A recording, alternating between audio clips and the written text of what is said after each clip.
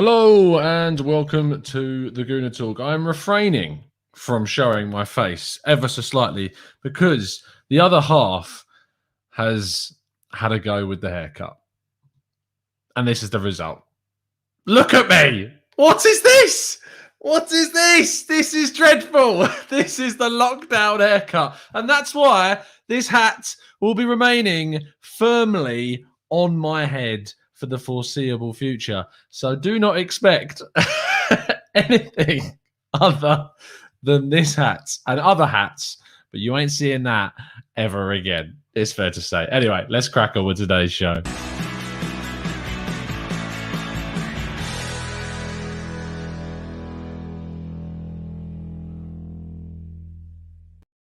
Hello and welcome to the Gooner Talk. Back again with you guys for another show. See, I know how to cheer you up. I can cheer you up. I can make you smile. And we've got an interesting topic to discuss today, which is going to be...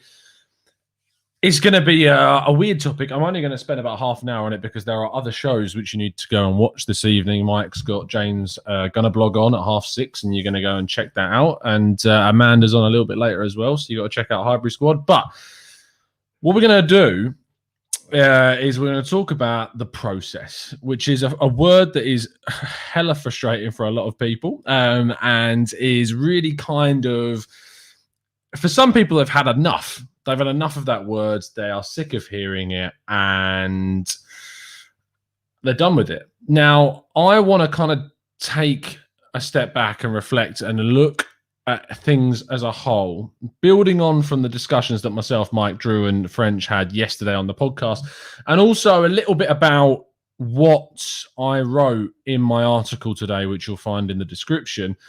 Which kind of goes through a lot of what I'm going to talk about, but in written form and a lot more kind of without me ifing and erring every single second as well. So we're going to get into that. David Logwood, thank you so much for becoming a member. You're absolute legend. Enjoy the exclusive content and the access to all the fun emojis. And join up with the Discord server if you are, in fact, an expert member or a TGT ambassador. I'll be sending a new link into the community tab straight after today's show.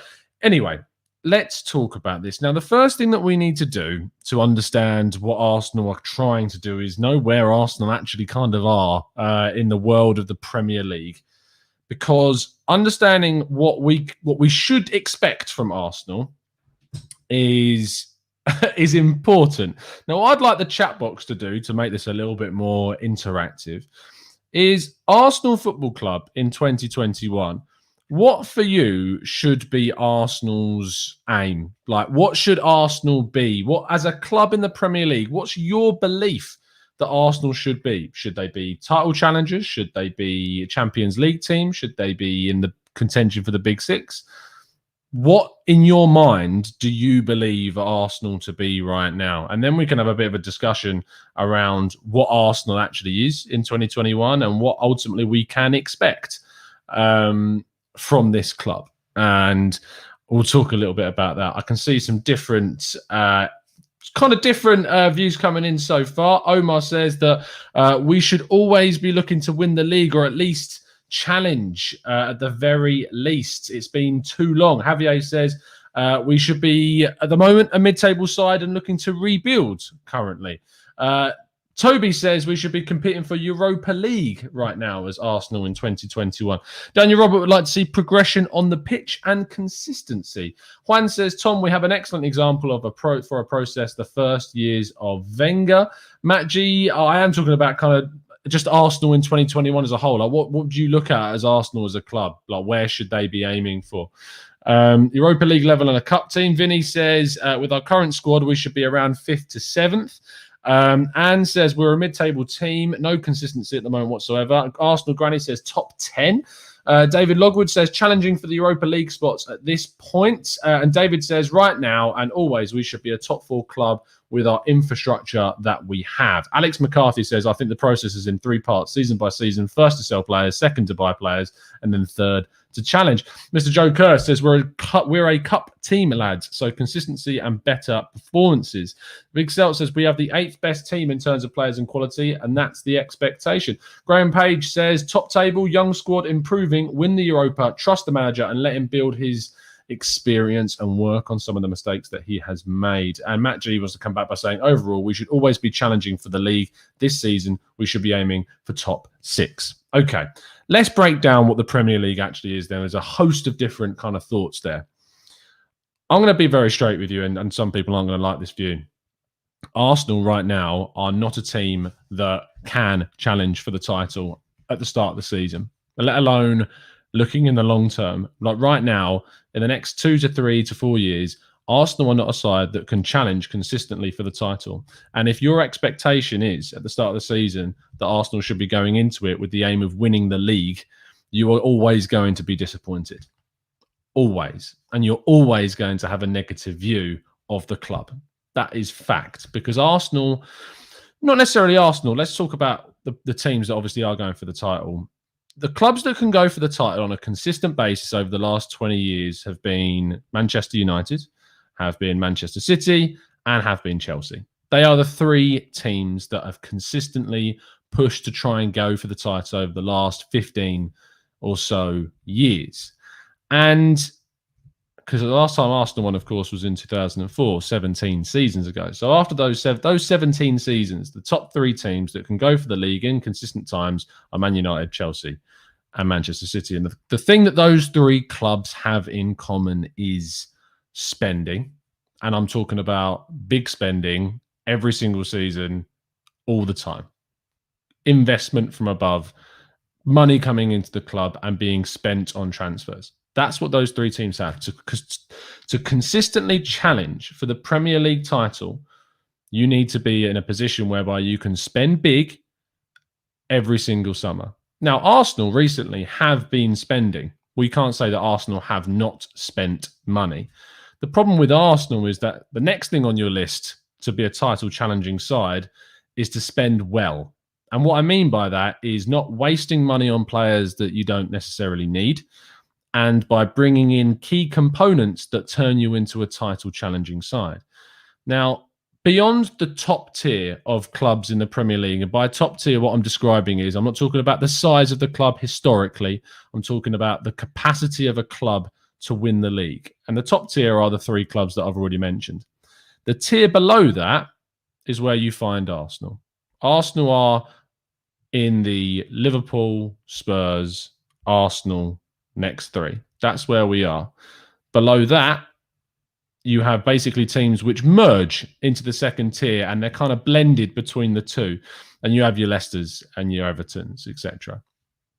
And at the moment, Leicester and Liverpool are the best examples of teams over the last 17 seasons that have won the league through actions from good recruitment, from good selling, and from quite a bit of luck as well. Now, the luck comes down to keeping players fit for the majority of your season. That's where your luck comes from, and that's something that Liverpool this season haven't had, and hence why they've not been able to challenge this year.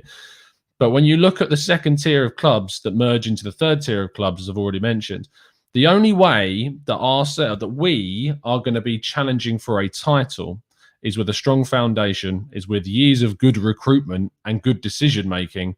And then you have one season where it is everything kind of falls into place for you, where your spine is there, where the luck is there with no injuries throughout that season, and having made good recruitment in the years leading up to that season. What Arsenal should be is a team that can compete for top 4. I think we can agree for that, is that we need to be a side. That should be Arsenal's aim, is a side that is getting into the Champions League season upon season. That has to be the long-term aim of the club, because realistically, with what Arsenal are able to do in the market, we can't compete financially with the Chelseas, the Uniteds, the Cities to win the title on a consistent basis. And we won't under the current ownership. That is just fact. Like, it won't happen, because we know that we're not going to get that investment equivalent to what we've seen of the other teams. So Arsenal's realistic aim is to be looking to get that 4th spot behind Chelsea and City and United. Now, luckily, those teams that I've mentioned the Chelsea's, specifically Chelsea and Man United, sometimes don't spend too well, even though they got the capacity to. Sometimes they don't spend it all too great, which is why you've not seen United really challenge for the title over the last 5 to 6 seasons, longer than that, 8 to nearly 10 seasons. Chelsea, of course, have spent a lot of money this summer, have gone back and spent money previously too, and just haven't really been able to cut it. But recently won the title under Antonio Conte, because they signed some good players and they have a very strong squad and they had a really good season. Arsenal are in a position now where we have so consistently made errors in the market. Let's look at Liverpool as an example of how they got to their title win. Liverpool were, when Klopp took over, in a kind of a very weirdly similar position to ourselves a few years ago. Some would say a similar position to what we are now. I don't agree with that, actually, because I think we're in a worse position than we were a couple of years ago because of the end of the Arsene Wenger era and what Unai Emery did to us as well. And I'll talk about that in a second. But Klopp took over and began making signings and began selling players. The likes of Luis Suarez was sold previously. Raheem Sterling left for 50-odd million. Coutinho left for over 100 million. And while Arsenal were spending 30 to 40 million pounds on Granit Xhaka and Shkodran Mustafi, players that did not improve the squads and just kind of maintains the level at where Arsenal were at, Liverpool went out and spent 30 to 40 million pounds each on Mohamed Salah and Sadio Mane. And you can start to see where I'm going with this. Not only did they bring those quality players in that improved their squads, but what else they did was that when they sold big players like Coutinho and Suarez and Sterling, they replaced them by spending money on the spine of their team, by bringing in Alisson, by bringing in Van Dijk, and by bringing in Fabinho. And these three players enabled Liverpool to not only have quality additions in the forward line, with Firmino that came in previously too for a lot less money, and Mane and Salah, but they had that spine of their team. They also had young players that came through, the likes of Trent Alexander-Arnold on the right-hand side, and they made some savvy, shrewd signings with the likes of Andrew Robertson coming in from Hull. And all of those things combined, with a season in which barely any player got an injury. The main injury worry that they had was Alisson for a few games where Adrian came in, and some mistakes were made, but ultimately they had such a good defence with Van Dijk and Matip and Gomez there that they were able to kind of weather the storm of Alisson not being there. And they had such a good season that they were able to win that league. Now, I don't expect Liverpool to win the title again for maybe a couple of seasons. Because of just how they are, just what they are as a club. They're not a side that will be able to consistently spend big in every summer window going forwards. They just don't have that ability. They don't have the ability the same as Chelsea and United and Man City, especially now because they're not selling anymore. They're not selling those players that they did previously, and they've kind of peaked to this point. And now they've had a season where they've experienced injuries. You see the effect on Liverpool, and that's why they've dropped off, and that's why now they're priority this season is to get into the top four. The other example of a team doing really well is Leicester. Leicester, of course, won the league in, I think it was 2016. And from that winning the league, it was a freak season in which everyone did so poorly. And Arsenal could have arguably won that year if we hadn't have just gone out and signed Petr Cech, and if we'd actually gone out and signed some players on top of him. But we didn't. We sat on our laurels and whatever. Anyway, they lost big players afterwards. And N'Golo Kante was sold for a lot of money. Riyad Mahrez was sold for a lot of money. Harry Maguire, a couple of years later, was sold for a lot of money. And more recently, Ben Chilwell was sold for a lot of money. Now, they didn't go out and sign your Granit Xhakas and your Shkodran Mustafis. Leicester went out and signed some exciting talent, the likes of Yuri Tielemans, your James Maddisons. They signed Ricardo Pereira at right back. They went out and signed Timothy Castagna from Atalanta, a really versatile, quality fullback that could play on both right or the left-hand side. And they still kept, importantly, some really key figures in their team, like Schmeichel and like Jamie Vardy, who, of course, could have come to Arsenal. But the fact that they were league winners meant that he was very much more content to remain at Leicester. And Arsenal have not been able to do a number of these things over the last 5 to 6 years, which has put us into a position where we began to decline under Arsene Wenger to the point where we dropped out of the Europa League because we weren't progressing. We weren't improving the team. The team quality overall was staying the same whilst everyone around us was improving. Arsene Wenger left. Mistakes were made during the end of his tenure with recruitment and whatever, and he probably stayed for too long, but that's a different discussion. Unai Emery comes in. First season, Arsenal signed Lucas Torreira for 20-something million quid and Bernd Leno. Bernd Leno's been looked to be a good signing. Lucas Torreira looked a good signing, and then Unai Emery thought, right, what am I going to do with a player that's really good sweeping that backline? I know, I'm going to play him as a number 10. Didn't work out so well. Following season, and this is one of those seasons that really bugs me, is that Unai Emery wanted Wilfried Zaha. He didn't get Wilfried Zaha. He got Nicola Pepe. But it doesn't matter because even Wilfried Zaha was the wrong choice. Because when Arsenal were going out and willing to spend 70, 80 millions that season, along with bringing in Tierney and eventually David Luiz as well, what they should have done is they should have spent 80 million quid on bringing in a centre-back and a central midfielder rather than looking to bring in your luxury forward player that in itself was a huge risk. So all those that say that Unai Emery wasn't backed because he didn't get what he wanted was the wrong choice. What Unai Emery should have done was identified that Arsenal's spine was weak, and he didn't do that. He thought, right, I need goals in the wide areas, and thought spending 80 to 100 million quid on a Wilfried Zaha was going to solve all of our problems. Well, we brought in a goal-scoring wide player in Pepe. It's not worked out so well. But even if he had have worked out better and scored some goals, the fact that Arsenal's spine was so lacking was the fact that let us down in the end. He also made some really silly mistakes towards the end of his first full season, and it cost us Champions League qualification through the league by resting against Crystal Palace and Brighton. You go into the next season, and you've got Mikel Arteta there now. We'll move and fast forward. Mikel Arteta is now here. In Mikel Arteta's first full summer at the club, what does he do? He goes out and signs a centre-back in Gabriel, and he goes out and signs a central midfielder in Thomas Partey. 2 top quality signings. Now, Arsenal is not without fault. Arsenal is still not perfect and not without mistakes. And we went in and brought Willian in, which there is no person that can sit here and tell me that they thought Willian was going to be as bad as what we have seen from Willian. No one thought that. Willian was brought in with the hope that he would provide strength in depth for the front line and maybe push Pepe to be a better player. We also thought that we might actually have Thomas Partey for half the season. We didn't. We didn't have him for any of the first portion of the season, which meant that we were back with a central midfield that we'd ended last season on with Granit Xhaka and Dani Ceballos, whilst all the teams around us continued to improve, continued to get better. And who was our player of the month for the majority of the first half of the season? It was the centre-back that Arteta signed, bringing in Gabriel. We also have had this half season, the amount of players, senior players like Aubameyang, Lacazette for the first half really letting the side down.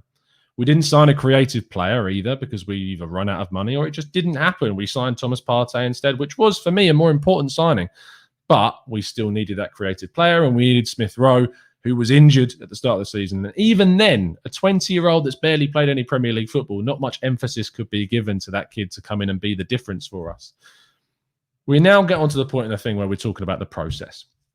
If you're expecting Mikel Arteta to change Arsenal Football Club from a side that is in the Europa League, gradually dropping out of it, in a year, into a team that you want to be competing for top 4, then you're going to be disappointed. You're going to be disappointed. Because that's just not possible in a single season. It's especially not possible when you lose your best player for half of it and the senior players that you've got at your disposal are letting you down. Now, Arteta is not without fault, and he's kept Willian in the lineup for too long, and he keeps bringing him on in games which don't make any sense. And hopefully, and a young and inexperienced coach, he will learn from those errors, and he will not make those mistakes in the future. But what we've seen from Arteta is Arsenal become one of the best defensive teams in the league in terms of our defensive record, the way that we defend. We've seen an improved players on a consistent basis as well. And ultimately, what we've seen from Arteta is a rhetoric to identify the key areas of the team that need strengthening like central midfield and like the centre-back position, and go out and add those key elements to the team. Now, Arsenal this season have not had the luck. We really haven't. Decisions haven't gone our way. This is not excuses. It's just facts. We've not had the luck this season. Thomas Partey's injury has really, really hurt us. We weren't able to get in a creative player, and Emile Smith-Rowe's injury, unfortunately, we didn't have him for a lot of the season either, and he came back in a lot later. And thankfully, I'm really glad that Arteta picked him against Chelsea and didn't choose Joe Willock, who he had on the bench and had previously picked in the number 10, which I don't buy when people say that Emile Smith-Rowe kind of fell on his lap, when that wasn't true, because he had Joe Willock on the bench, who he'd played at 10 against Leeds and another game as well. But he chose to go over Emile Smith-Rowe at 10 against Chelsea, which was a big call and fair play to him, and it's worked out really, really well. And in January, what did we do in January? Well, Arteta did one thing that many managers have, well, not many, but the last two managers have failed to do, and he got out the deadwood. And he got out the players that were infecting the side a bit with negativity, and they weren't playing. The Ozil, Socrates, Kolasinac get big wages off of the bill, and so that next summer, we've got a really good platform to build from. I don't expect Arsenal to get into the Champions League this season unless something freaky happens or that we win the Europa League. Part of me is kind of expecting us to maybe not even qualify for Europe next season, which I will put down to a season of horrifically bad luck on a lot of occasions. Is Arteta at fault if Arsenal do not get into the Champions League next season, based upon what's happened? The bottom line, you would say, well, some of his decisions would have caused that. I genuinely believe he's had a lot of bad luck this season. But if the continuation of some of the mistakes that he's made, like with picking Willian over and over again, keeps happening, then you start to point fingers at the manager. Completely fair enough. 2 years down the line, we get to the end of the 2021-22 season. If Arteta is backed in the market, if he is given those additional players that he needs, which we all know what they are, we know that we need another centre midfielder as a partner Partey. We know that we need to bring in arguably an upgraded right back. We may need a right-sided centre back, and arguably, with the way that the striking situation is going, we may need a striker as well. We probably will need to sign a backup keeper as well, because Ryan's loan is only for 6 months. We could arguably even go out and say we need another creative player to bring in. There's still a lot of work that needs to be done at Arsenal in regards to the squad. At the end of the 21-22 season, if Arteta has been backed and we are not moving forwards and we are not competing to get into those top 4 spots, then we can sit down and reevaluate, because it makes so much more sense to do it then. This season, after a year, is not enough time. It's just simply not enough time for the situation that Arsenal are in as a club that have been declining for so long, with so many people making poor decisions, to see an impact. It's just not long enough. Really isn't. And I'm hoping that some people will be a little bit more open to seeing what happens before the end of the season. I mean, the fact that if we hadn't have had what happened to us against Wolves, we could be talking about an Arsenal team that is a lot more healthy than we are now. I mean, you win those 2 games against Aston Villa and Wolves, and you're 3 points off top 4, and we're talking about a very different thing, and bad things happen during those games. We know that. It's fine margins that are costing Arsenal this season, and fine margins is something in the first year, first full season of a manager's time, I am willing to say, you know what, that's a season. A lot of stuff has not gone our way this year. And I think Liverpool fans will say a very similar thing about their title defence as well. Lots of injuries, difficulties, and they haven't really been able to do it. Arsenal, if you are expecting to kind of round this video off, if you are expecting Arsenal to be a title challenging side, you are going to be disappointed. Always. Because that is not what Arsenal are. Arsenal don't have the capacity to be able to do that, because we can't spend like City, Chelsea, United every single summer. We need to be a side that is competing for top 4 with the option, not necessarily the option, but with the chance, just the slight small chance that we can pull off a Liverpool or a Leicester. Because that's the bracket of clubs that we are in, the sides that need to be able to recruit well, to sell well, to appoint well, and to have a bit of luck to get a title. That's the bracket of clubs that we are in.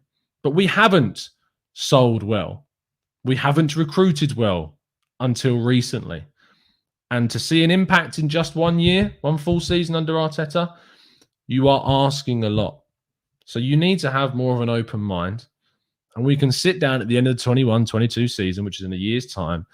And if we've not progressed, and if we've backed the coach with the signings that we need to make, then yeah, let's ask questions. Let's turn around and say, I don't think this Arteta experiment's worked. But right now, no. It's just not realistic. It's just not right. I feel like my words were a lot more coherent in the article that I wrote. So if you want to read that, please do. Please give it a read. It's in the description. But yeah, if I've not changed your mind, that's absolutely fine. You're entitled to your opinion. I would ask you, obviously, to look at maybe being a little bit more open-minded in the future. Fingers crossed. But a year is not enough time. But what we've seen in this year is impressive. It's impressive to me. The signings that we've made, the differences that have happened. We've not had the luck at all. Really haven't had the luck this season. But hopefully next season we can keep the players fit. We can add to the team as well. And ultimately we can progress even further too. But if it doesn't work, we'll try something else in a year or two's time. But now is not the time to be looking at your manager. Now's the time to be looking at hopefully getting to the end of the season, getting behind the club and supporting them and turning around our luck, which just has not gone our way. Made in Brooklyn, thank you so much for the donation. Says, hi, Tom. Do you believe Arsenal's best days as a club will remain firmly behind us as long as the ownership remains the same? It sounds like you do. Honestly, if you mean our best days as being a regular title challenger, unless Arsenal have any investment that is equivalent to that of Manchester City and Chelsea and United, then yes, that is what we are looking at. 100%. It's just fact. It's just pure fact. To win the Premier League on a consistent basis, you need regular investment every single season, with the likes of Man City spending 50 million twice on right-sided fullbacks alone. That's the type of spending you need to be regular title challengers. Liverpool aren't regular title challengers. What Liverpool are is a side that have been managed exceptionally well with good selling and good recruitment and had a really good season whereby they had barely any injuries and were able to compete. This season, they've not had that luck, even with a couple of decent signings, and they've dropped off the pace because the Premier League is incredibly competitive. And there are a lot of people that are naive out there, unfortunately, that believe that it is a much simpler way and place to be to get into the top four than it actually is. That's going to round off today's show. I'll be back tomorrow for the Let's Talk Arsenal show with Craig from the Same Old Arsenal. Of course, the OG TGT host will be back tomorrow at 5 p.m. If you've enjoyed the show, or if you've disagreed with what I said, or if you've agreed with what I've said, I really appreciate you could drop a like on the video. It's all about opinions at the end of the day. And I'd love you to leave a comment. Explain your reasons. If you think I'm talking rubbish, tell me why. Please explain. If you think you're agreeing with my point, great. Leave a comment, leave a subscription, leave a like. I will see you again very, very soon. And as always, up the Arsenal.